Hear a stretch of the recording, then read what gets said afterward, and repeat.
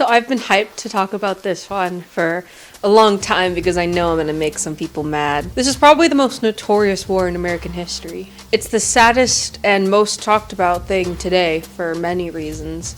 This was the bloodiest war in America because not one person didn't lose a loved one. So let's get into it.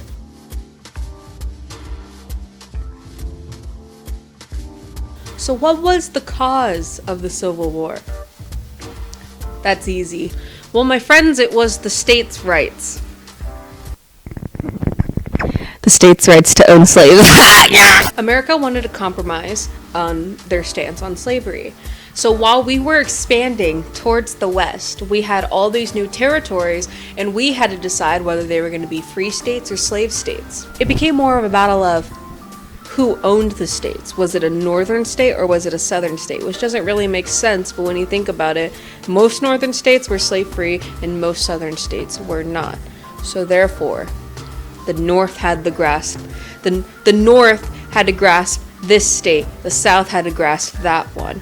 And as we're moving on, people were bringing their slaves or their property to these places to settle down. And they wanted to know whether or not they were allowed to do that. Both sides were very aware of the financial advantage that slavery brought. Because of slavery, so many things were just available. Slaves got the job done, and both sides were very aware of that. It was more of a moral issue for the northern states. The South was afraid that when President Abraham Lincoln were to be elected, that he would impose their right to own slaves. And so when he was elected, the 11 southern states just said, goodbye, sayonara, you guys have fun not owning people as property. We're going to come over here and we're going to continue that. The North and the South split. And now we have a civil war. The Confederate States were not considered a nation, but they considered themselves a nation, so it was kind of like the Confederate States of America versus the Union or the United States of America. The North had a bigger population, which gave them a bigger advantage. They also had the factories, the money, the resources, anything that they needed.